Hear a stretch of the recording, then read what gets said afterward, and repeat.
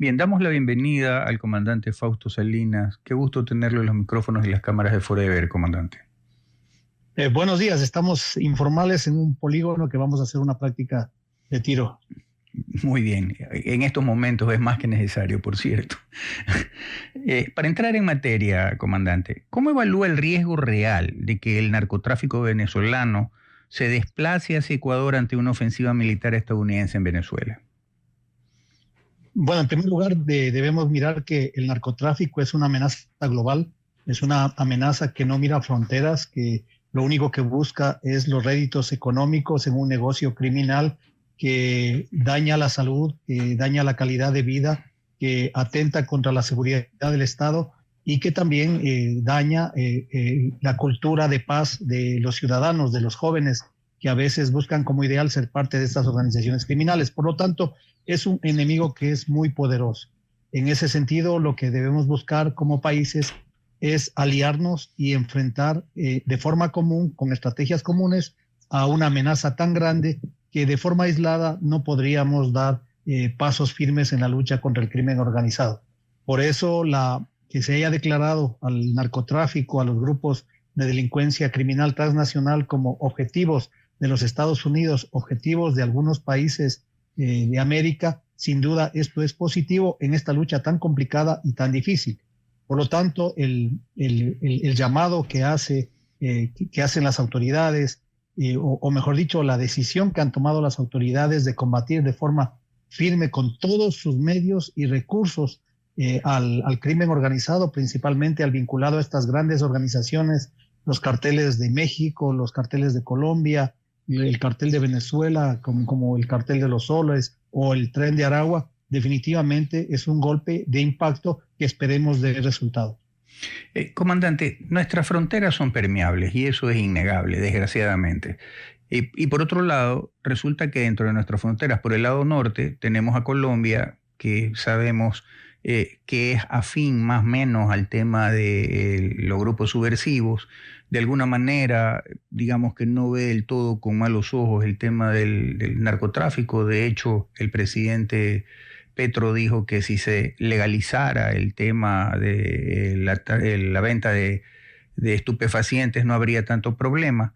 Sin embargo, Venezuela comparte frontera con Colombia, Venezuela comparte frontera de alguna manera con Perú, y nosotros estamos como en esta especie de pinzas encerrados. ¿De qué manera nosotros podríamos reforzar nuestras fronteras para no tener otra vez una migración masiva y en este caso, peor aún, del tema de quienes integran estas mafias en Venezuela? Bueno, yo creo que hay mucho que hacer en materia de seguridad en el país. Se viene haciendo con los pocos recursos que tiene el Estado, porque no se trata de invertir ahora, sino de la inversión sistemática que han venido haciendo el gobierno para fortalecer la seguridad. Quizá al ser un país de paz, esto nos hizo quedarnos débiles, tanto en leyes, tanto en la inversión en las entidades de seguridad, en el número de elementos que tiene la fuerza pública, y por eso es que quedamos vulnerables ante un enemigo tan grande como es el crimen transnacional. Por lo tanto, creo que aquí hay caminos de corto, mediano y largo plazo, y los resultados más firmes realmente son el mediano y largo plazo, es decir, fortalecer las capacidades de las instituciones para que puedan tener mayor cobertura. Pero hablar de fortalecimiento no solamente es incrementar el número de hombres, es incrementar capacitación, tecnología. Por ejemplo, nuestras fronteras realmente no tienen la tecnología que se quisiera. Se han presentado varios proyectos, incluso algunos auspiciados por el gobierno americano. Sin embargo, son costosos y no se pueden implementar de una forma muy rápida, pero son tareas que quedan pendientes y para esto se requiere muchos recursos. Entonces, con esas capacidades tecnológicas, también con las capacidades legales, hay que revisar algunas capacidades que tiene la seguridad del Ecuador. Miren la facilidad que tiene, por ejemplo, la CIA, cuando el presidente Trump declara una amenaza para el Estado, utilizan todos los medios y recursos y no tienen fronteras limítrofes, sino pueden actuar en cualquier parte del mundo y usar las estrategias que sean necesarias. Nosotros tenemos limitaciones en cuanto al marco legal, porque incluso a nivel interno se han quitado algunas decisiones o algunas propuestas legales que iban a ser muy importantes para combatir al narcotráfico, al terrorismo y al crimen transnacional. Entonces, creo que si estamos como país más débil en las capacidades, en el marco legal, en el entrenamiento, definitivamente aquí es donde van a buscar un refugio los grupos criminales.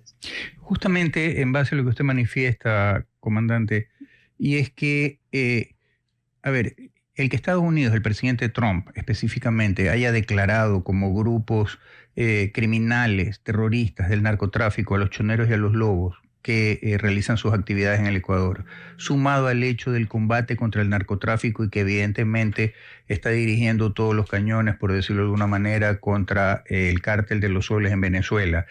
¿Podría esta situación también el Ecuador utilizarla como un nexo para, sabemos que no tenemos recursos, pero sin embargo, como estamos en la misma lucha contra el narcotráfico, pedirle a los Estados Unidos que nos ayude con el tema tecnológico, con el tema inteligencia, a través de satélites, drones, etcétera, de manera tal que nosotros podamos aprovechar esos recursos que no los tenemos nosotros, pero que nos pueda ayudar en esta tarea en conjunto que es luchar contra el narcotráfico? ¿Podría ser viable esto?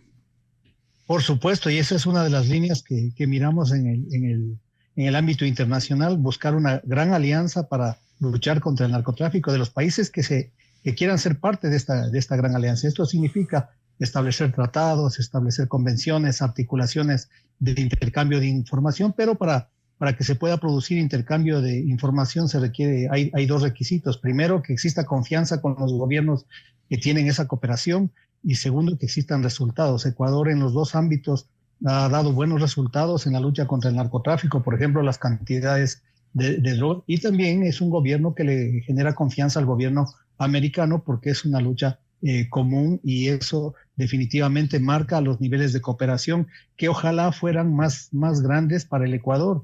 Y creo yo que con la posición de Ecuador en esta lucha van a venir con mayor amplitud, no como otros países que por el contrario buscan alternativas de dar mucha permisividad al tráfico de sustancias estupefacientes, facilidades para que en esos grupos tengan áreas libres para que se pueda sembrar la coca, por ejemplo, y no haya erradicación. Entonces, todo eso realmente impacta en cada uno de los países, pero esta lucha tiene que ser regional, debe ser con cooperación. El intercambio de información es sumamente crítico.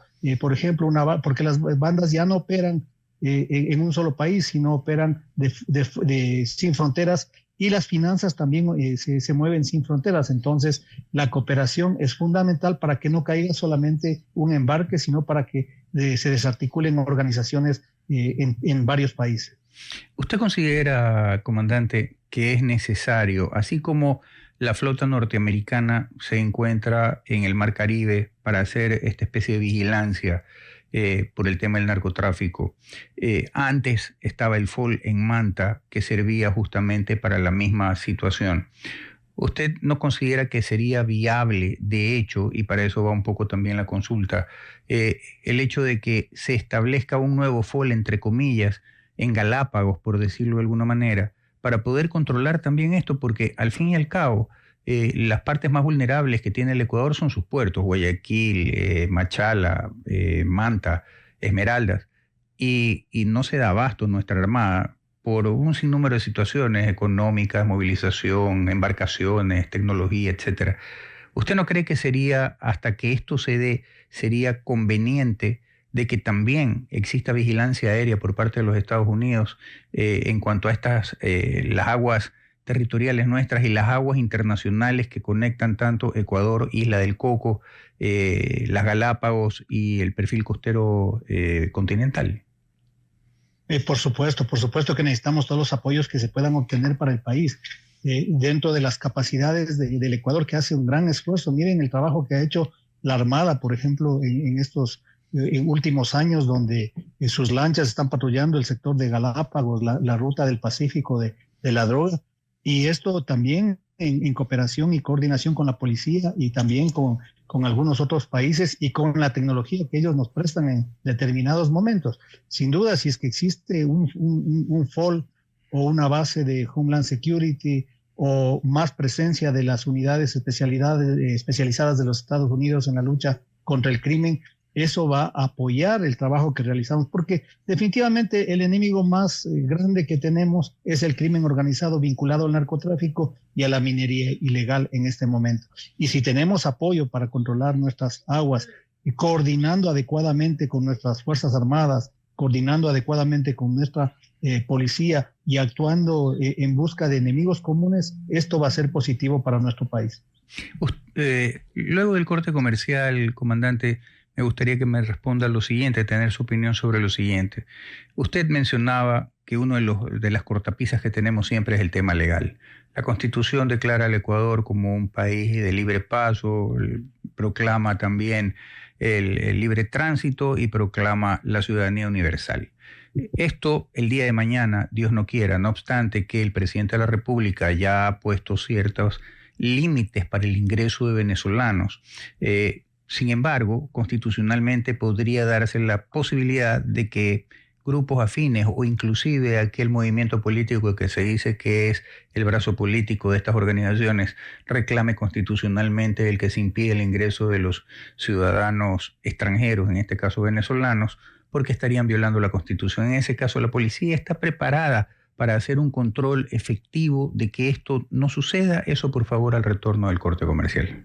Comandante, antes del corte decíamos, la policía está preparada para poder ejercer el control luego de que el presidente migratorio, luego que el presidente de la República manifestó que los ciudadanos, tanto colombianos como venezolanos, tienen también que presentar documentación y tienen que obtener el permiso para ingresar al país. Y esto se contrapone con lo que dice la Constitución de Montecristi, la ciudadanía universal, el libre paso y todo lo demás. ¿Qué posibilidades habría, y ustedes ven como una especie de cortapisa, de que cierto movimiento político o personas que se pertenezcan a estas de manera individual presenten demandas constitucionales en el sentido de que tiene que respetarse lo que dice la Constitución y que dejen nomás entrar a Raimundo y todo el mundo al Ecuador?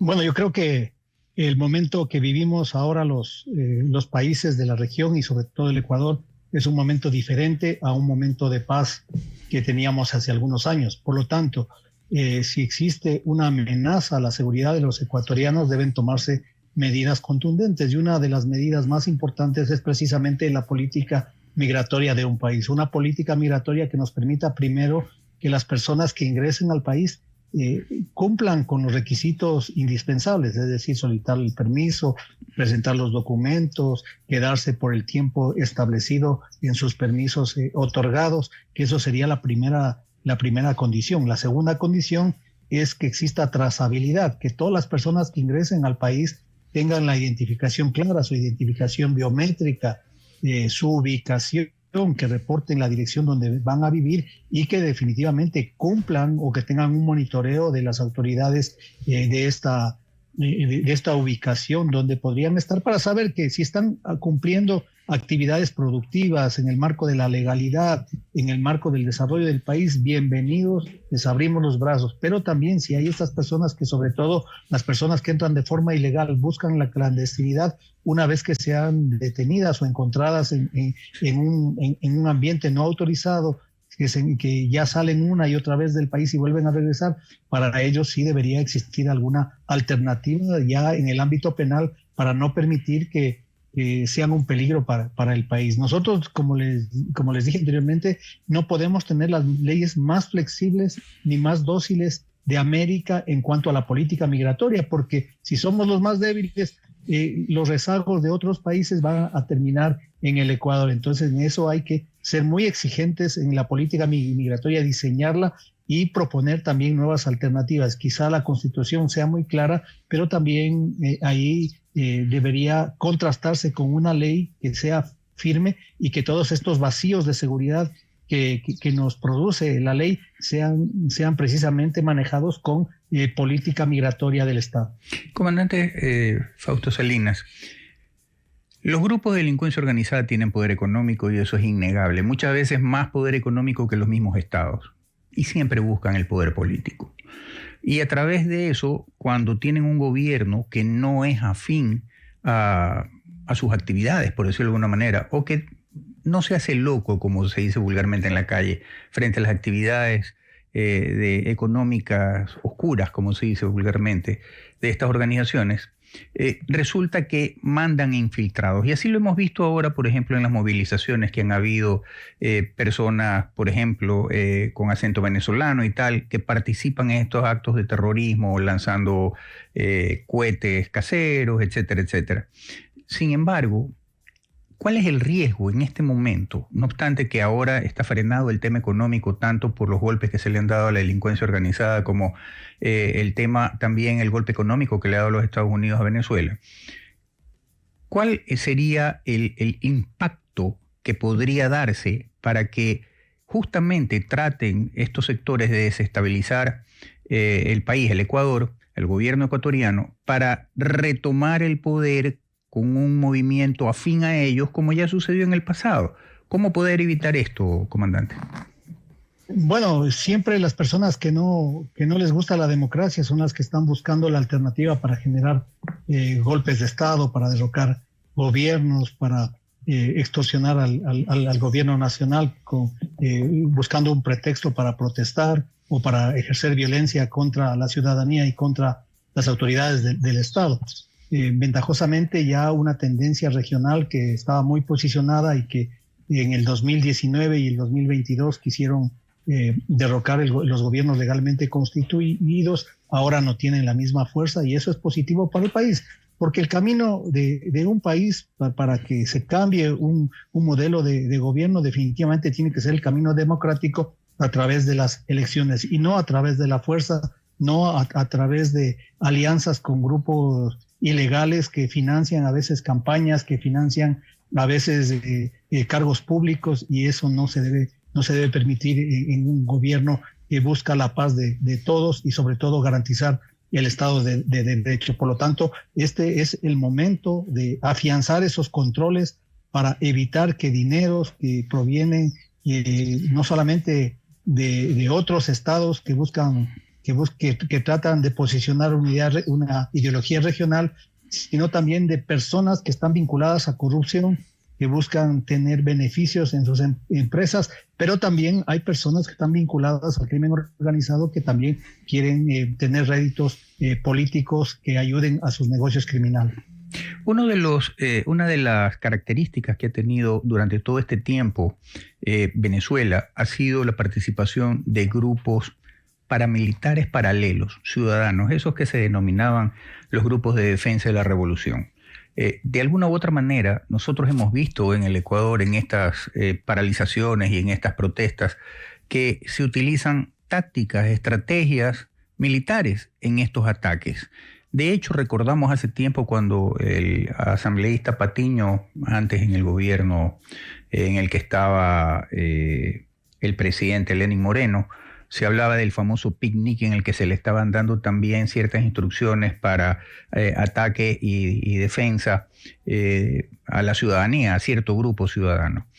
De esta manera, ¿cómo podemos nosotros, y sin ser reiterativos, cómo podemos nosotros hacer labor de inteligencia en el sentido de que no se formen grupos paralelos paramilitares? Por ejemplo, hay grupos indígenas que están armados. Puede ser que con escopetas de cartucho o de chimenea o ciertas armas caseras y tal, pero tienen instrucción, responden a una instrucción militar o paramilitar, tienen estrategia, están organizados. ¿Cómo poder evitar que hayan fuerzas paralelas en el mismo Estado ecuatoriano?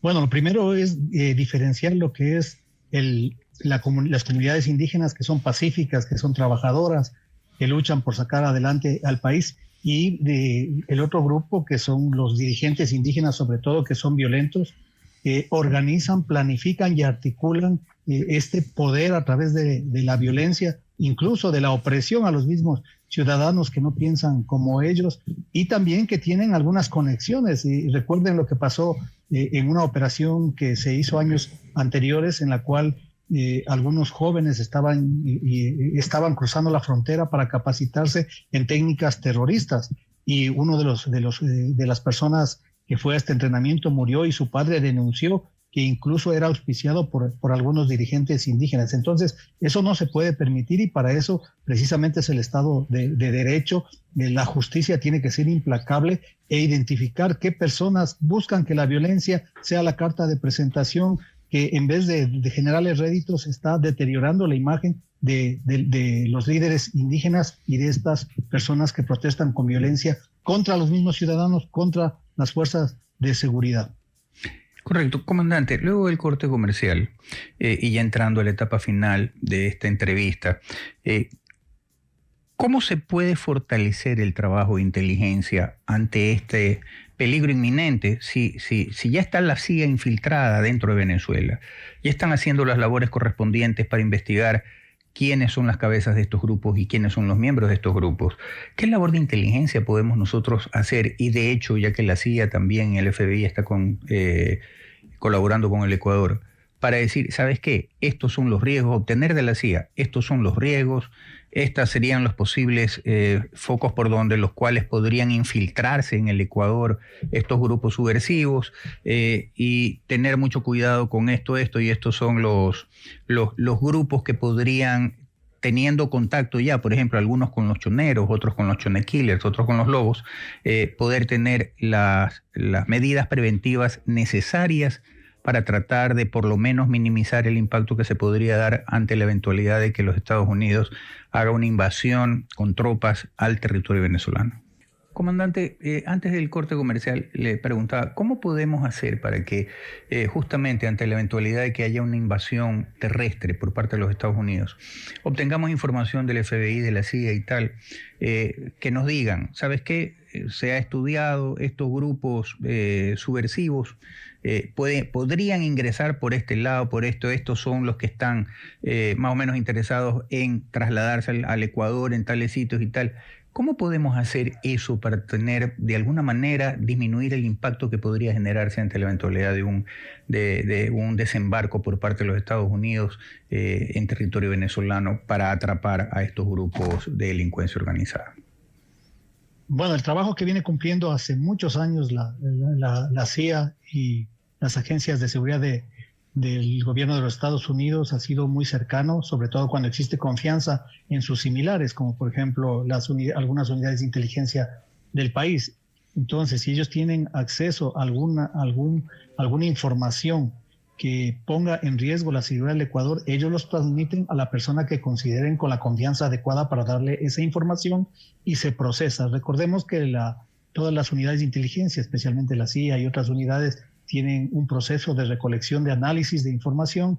Ahí recogen a través de todas las fuentes que tienen fuentes humanas, que son muy importantes, a través de todo lo que viene con el ciberespacio, toda la información de redes, movimientos electrónicos, cámaras, todo lo que puedan tener acceso y todo lo que puedan infiltrar en esas herramientas tecnológicas. Con toda esa información que recopilan de diferentes fuentes, la procesan y la valoran para saber la confianza en esa información que presentan y con esa información orientan dos cosas: las decisiones estratégicas que pueden tomar las autoridades. Por ejemplo, el embajador de cada país analiza esas informaciones, esas proyecciones y toma decisiones. Y también ayudan a la ejecución de operaciones. Entonces, en ese ámbito, el trabajo que realizan es muy profesional, muy técnico, en base a los objetivos que han sido planteados desde el presidente de los Estados Unidos, al igual que algunos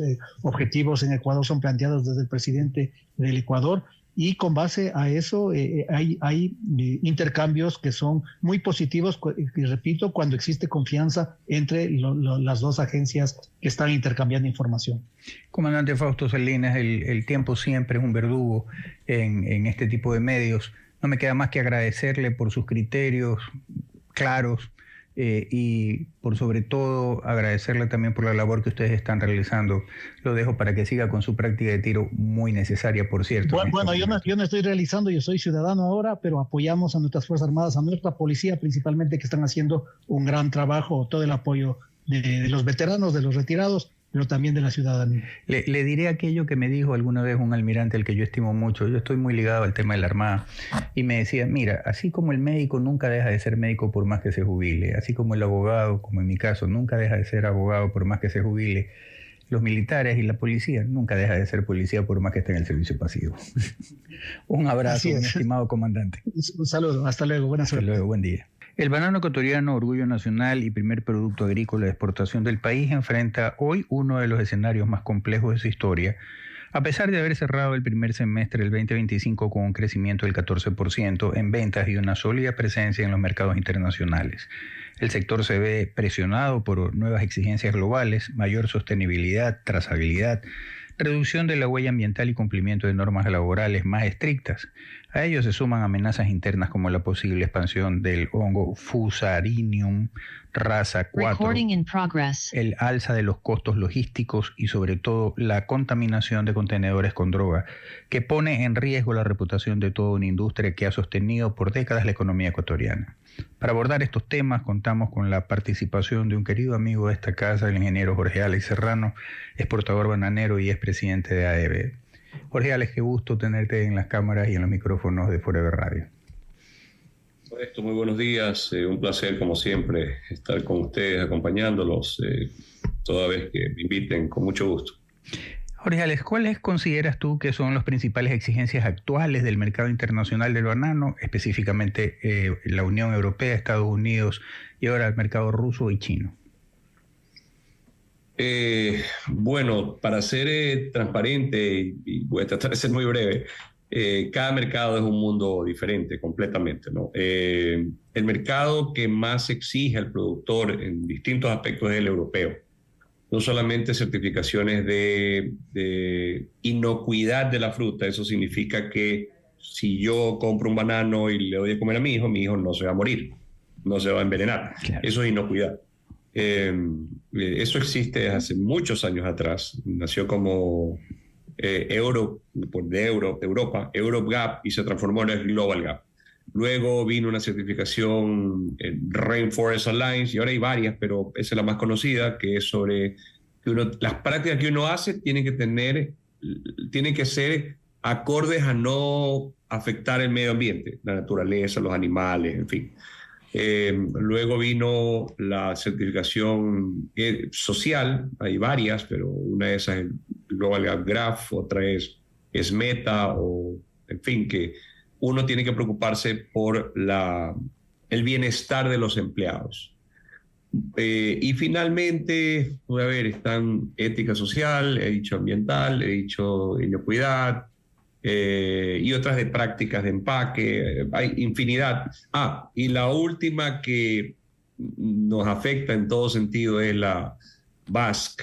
No es que nos afecta, sino es que hay que cumplirla, hay que hacerla. Nos afecta lo que está pasando, que es llevar prácticas necesarias para prevenir la contaminación de la carga por medio de droga. No es que el exportador vive de enviar droga, más bien se cuida de enviar solo banano, pero hay un grupo que obviamente es ilegal y tratan de hacer ciertas prácticas para poder aprovechar el transporte y meter la droga ya sea en el contenedor, en la caja de banano, en el barco, lo que sea. Esa es la última, que es realmente un flagelo y ha aumentado los costos. Eso de ahí nos ha aumentado, como digo, los costos a todo el sector. Los primeros tal vez solo Europa, el Global Gap sí a Estados Unidos, Europa, en fin, pero esto de la droga va a todos lados y ha hecho que ahora tengamos GPS en los vehículos, monitoreo, hagamos pruebas de droga a los empleados, en fin, en general ahora el bananero ya no es solo bananero. Ahora, yéndonos al mercado ruso, por ejemplo, es el más abierto, el que no se preocupa por mucho, solo que obviamente no le llegue droga. El resto es como que más laxo, más tolerante. Me olvidaba uno más, que ahora Europa está exigiendo que no se tumben los árboles de más de 15 centímetros de diámetro en la base. Si un árbol creció y ya tiene más de 15 centímetros, prohibido botarlo. Y uno dirá, pero ¿cómo los europeos saben que yo tengo un árbol en mi finca? Pues mi finca está monitoreada por GPS por los europeos. La tecnología es increíble ahora, definitivamente. Ahorita no hay nada que no podamos hacer sin que uno u otro se entere de alguna manera, ¿no? Correcto. Jorge Alex, al retorno del corte comercial, en un contexto de mayor regulación ambiental y justamente con lo que dices, ¿qué avances ha tenido el Ecuador en la producción sostenible certificada de banano? Eso, por favor, al retorno del corte comercial. Jorge Alex, antes del corte comercial decíamos, ¿qué impacto, o mejor dicho, en el contexto de mayor regulación ambiental, qué avances ha tenido el Ecuador en la producción sostenible y certificada del banano? Y déjame comentarte una cosa que a mí me llamó muchísimo la atención. En el aeropuerto de Narita, en Tokio, en Japón, en el corredor dentro del aeropuerto para tomar una escala, una cosa que me llamó a mí muchísimo la atención es que en escaparates con vidrio y todo estaban expuestos la mano, el clúster creo que se llama, la mano de el banano ecuatoriano, como un delicatessen, poco más y poco menos, y lo mismo en Chitose, en el aeropuerto de Sapporo. Y esta gente definitivamente no es que se anda por las ramas con que pasemos por alto esto. El estándar de calidad de nuestro banano, no obstante que hay otras opciones mucho más baratas y a lo mejor más cercanas a ese mercado. Por eso te decía, en cuanto al tema de las regulaciones ambientales, que ellos son muy estrictos en eso también, ¿qué avances ha tenido el Ecuador en este sentido? A ver, insisto que depende mucho del productor, el exportador y el cliente. Uno se alinea a lo que el mercado pide, finalmente. Entonces, si uno sabe que va a ir a Japón, se da la vuelta y busca un productor que el exportador tiene que darle todas las especificaciones necesarias para no tener problemas allá. Lo mismo en Europa, lo mismo en cualquier lado. Pasa así. Finalmente, de nada sirve que yo ponga, puede ser una tontería, un negocio de espárragos azules si no tengo mercado. Claro. Pero si el mercado, si veo que hay mercado y me pagan tal cantidad, uno tiene que hacer el estudio y ver cuánto le sale, es para atrás la cosa. Y ahí yo siembro mercado o busco a alguien como financiarle para que siembre espárragos y ahí apuntar, porque si no voy a poder vender, no tiene sentido. Es así. Entonces, el mercado japonés, hay un pequeño paréntesis para el conocimiento de todo. El banano ecuatoriano, por el clima, en esta época es un poquito más fría, digamos, más nublada, el banano es más lento, como todo ser vivo.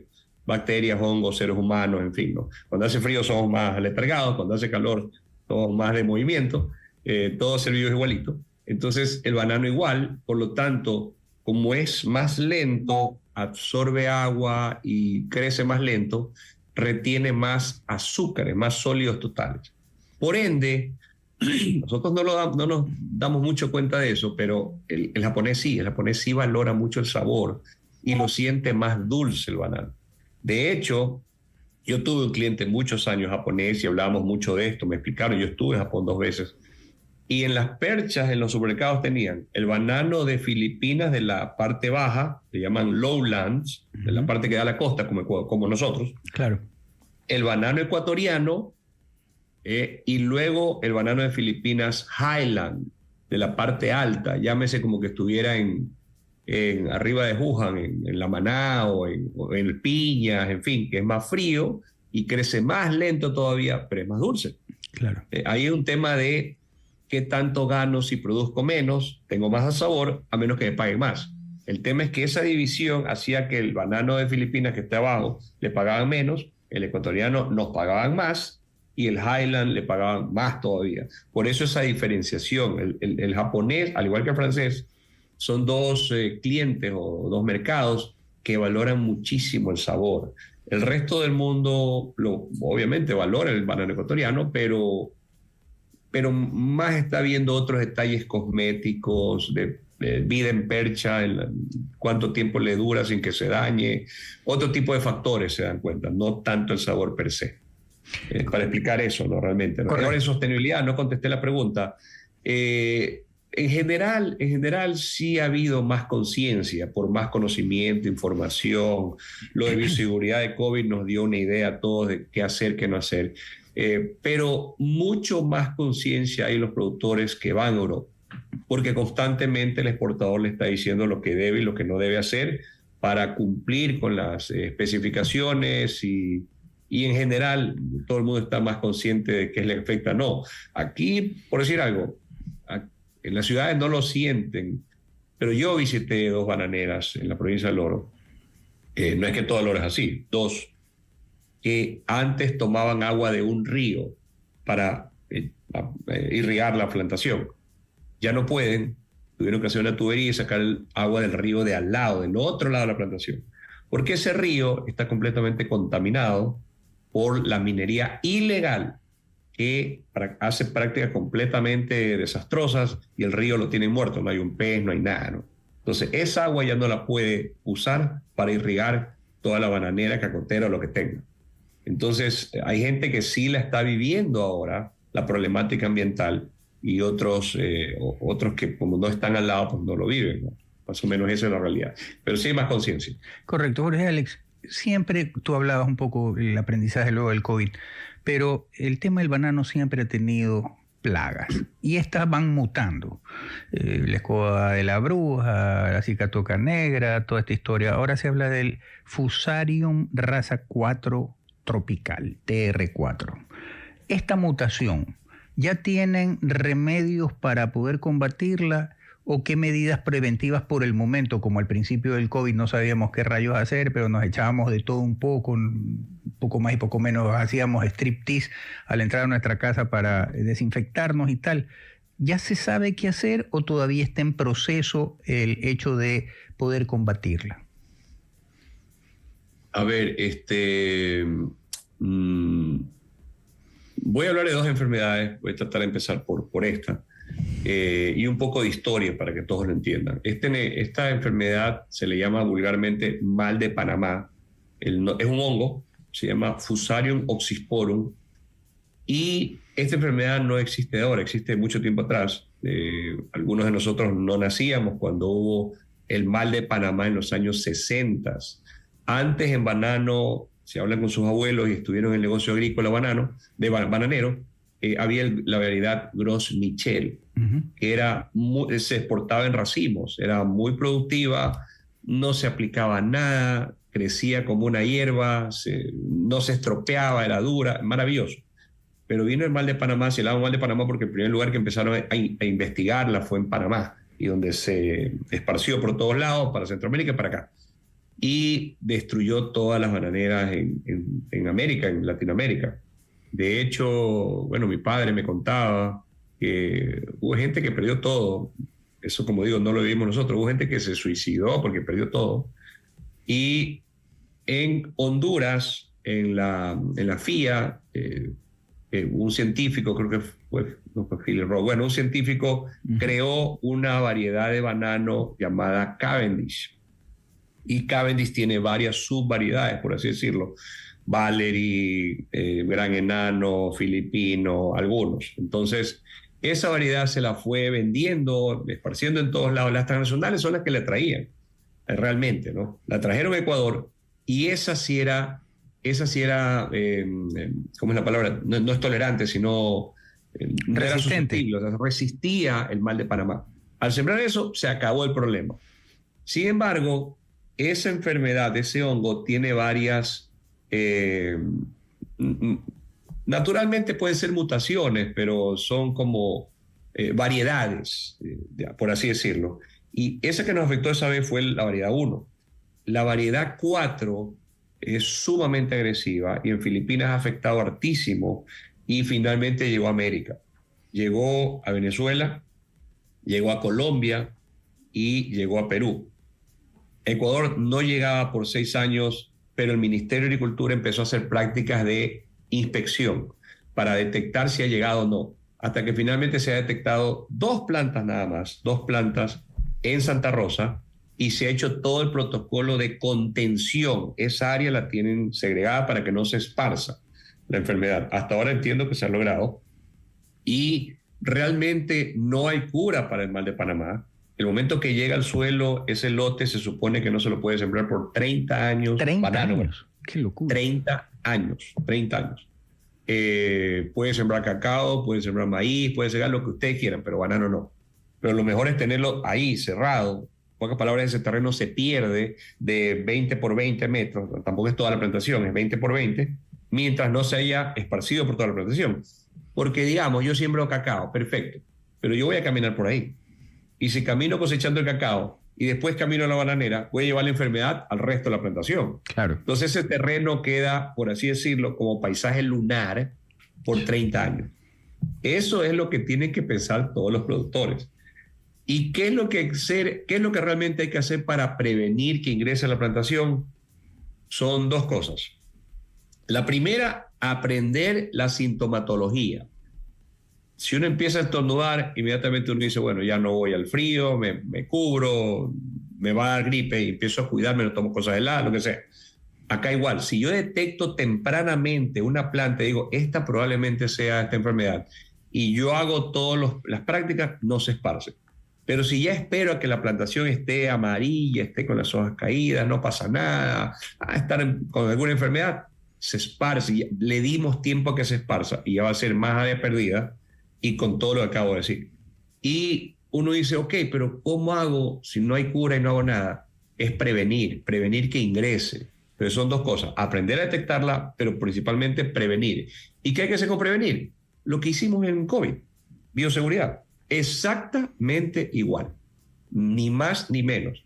Todas las herramientas de trabajo hay que desinfectarlas constantemente, los zapatos, las botas que uno ingresa, tienen que ser desinfectadas, lavadas y desinfectadas para entrar a la plantación, todo el mundo por un solo punto para que pase la desinfección. Los vehículos. Yo me da pereza y entro por otro lado. Los carros, las llantas tienen que lavarse, desinfectarse, bicicletas, motos, todo lo que pueda llevar lodo, porque es un hongo que está en el suelo y afecta a la raíz y por ende toda la planta.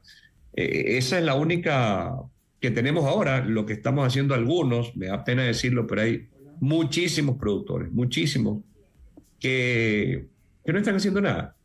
O hay unos generalmente pequeños, pero hay unos que son productores grandes, han hecho grandes inversiones, procesos de filtro, en fin. Pero cuando uno va, el líquido que están usando para limpiar y desinfectar es tierra sucia. O sea, no la están revisando. Entonces, imagínense, es como comprar un carro e irse a pie al trabajo. Compro un carro, me voy en mi carro. Claro. Acá no, acá compraron un carrazo y se van a pie y descalzos, más o menos así. Entonces no están revisando, no están chequeando, no están haciendo las prácticas correctas. Muchos productores, y una pena decirlo, y solo, a pesar de que no me preguntaste esto, tengo que decirlo. Si bien Fusarium, como acabo de decir, está solo en una plantación en el Oro, en un espacio reducido y parece que no se esparció, algo similar está sucediendo con otra enfermedad, similar porque tiene casi que las mismas afectaciones y tiene el problema de que es más agresiva en esparcirse y ya está afectando al Ecuador, es el moco. El moco es una bacteria, se llama Ralstonia solanaraceum. Esa bacteria también está en el suelo, ya está afectando muchas plantaciones de los ríos, en el Oro, Guayas. Lo bueno de esta enfermedad es que sí puede ser contenida, reducida y volver a sembrar, pero hay que hacer prácticas, tener un equipo de detección, tener las mismas prácticas, pero con mayor detenimiento, y ya le significa al productor más costo de producción. No puedo decir cuánto exactamente, porque cada uno tiene prácticas diferentes, pero sí es costoso controlarlo. Entonces es mejor y más barato prevenir que ingrese la enfermedad. Correcto, como todo en la vida. Es mejor gastar en prevención y no después tener que curar la enfermedad y muchas veces no terminas del todo sano. Jorge Alex, al retorno del corte comercial entramos en la etapa final de este segmento. Hace poco se está realizando, y de hecho hoy creo que se clausura el Banana Time, un congreso organizado por AEBE. ¿Cuáles han sido los temas fundamentales que se toparon y las lecciones que se sacaron? Eso, por favor, al retorno del corte comercial. Estimado Jorge Alex, en el Banana Time, en este congreso que termina creo que el día de hoy, ¿cuáles han sido los temas más destacados que se toparon y cuáles han sido las lecciones obtenidas en el mismo? Bien, se han hablado algunos temas realmente, ¿no? Las regulaciones de Europa principalmente sobre asuntos ambientales, tal cual lo que hemos hablado ahora, ambientales, regulaciones de químicos también, qué químicos se aprueban o no se aprueban, por qué, el asunto de la parte ética social, tal. Exactamente lo que hablé al inicio. En la primera parte, en distintos segmentos han venido europeos, tanto del Congreso, del Parlamento, perdón, europeo, como gente de organizaciones como adjuntas a la FAO, como el Foro Mundial Bananero, FMB, para hablar de qué es lo que estamos trabajando y hacia dónde apuntamos, hacia dónde apunta el mercado. Yo sí debo recalcar que, si bien fui claro yo que no es lo mismo el mercado americano que el mercado europeo, y dentro de Europa hay diferencia, Rusia también, pero a la larga y en el fondo, el mundo va para allá. A la larga y el fondo, uno prefiere comprar un par de zapatos de una empresa que yo sé que cumple con todo, paga los impuestos, cuida el medio ambiente, trata bien a los empleados, en fin, contra una empresa que me los puede dar más barato, pero yo sé que hace trampa. Entonces, la conciencia, sobre todo en los más jóvenes, los millennials que le llaman, y los centennials más todavía, tienen más preocupación por esos factores. Entonces, poco a poco va a ser un efecto dominó que avanza uno tras otro, de estar más preocupado por el mundo entero. Es hacia donde yo lo veo, por eso hay que estar preparado para ello, ¿no? Correcto. Eso en primer lugar. Y lo otro, pues ha habido varias charlas de gente de Colombia, de Perú y de Ecuador también, técnicos que ya están manejando tanto el mal de Panamá en Perú y en Colombia como el moco aquí en Ecuador, dando sus experiencias, sus vivencias de cómo les ha ido, qué les ha funcionado, por qué sí, por qué no, incentivando a todo el mundo que tome conciencia de que hay que hacerlo, de que no lo tomen a la ligera. Eso ha sido bastante fuerte, por así decirlo, en general, ¿no? Puedo decir eso como resumen, por así decirlo. Correcto. ¿No? Jorge Alex, hay algo que siempre la gente le está dando vueltas, y es el tema arancelario en el mercado norteamericano. ¿Se topó este tema de los aranceles de los Estados Unidos al producto, al bananero ecuatoriano? Se mencionó muy, en lo que yo pude estar, porque también, aparte de los temas que se tratan, hay que admitir que es una feria, que uno conversa con productores y con clientes europeos, con todo, entonces se presta para reuniones de trabajo, independientes del evento, en el sitio, pero independiente del evento. Es muy, muy dinámica la feria, por cierto, en todo aspecto. Sí se trató el asunto, pero ahí debo ser pragmático con dos cosas. En primer lugar, nosotros ya tenemos un convenio beneficioso para Ecuador con Europa, en primer lugar. Y segundo lugar, en Estados Unidos no se tenía arancel al banano, pero se creó un arancel, no para nosotros, sino para todo el mundo, debido a estas prácticas del nuevo presidente, Donald Trump. Y tengo entendido que ya hay un preacuerdo para bajar a cero otra vez. Y eso a Ecuador le conviene, obviamente, a Estados Unidos le conviene, obviamente, porque pues todo arancel significa mayor costo para el cliente, para el que consume, para el norteamericano. Y Trump, ¿con quién lo está haciendo? Con países amigos. Y él, con el presidente Noboa, sí nos ve a los ecuatorianos como amigos, que no pensaba con el presidente que ahora está en Bélgica, ¿no? Correcto. Evidentemente, él abiertamente quería ser enemigo, porque así despertó. Con el prófugo. Entonces, así es, con el prófugo.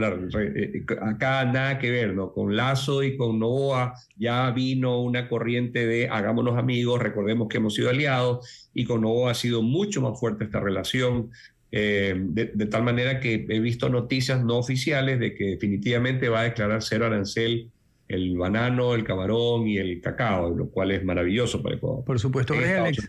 Siempre se ha generado una gran expectativa referente al tema de la comercialización del Tratado de Comercio con China.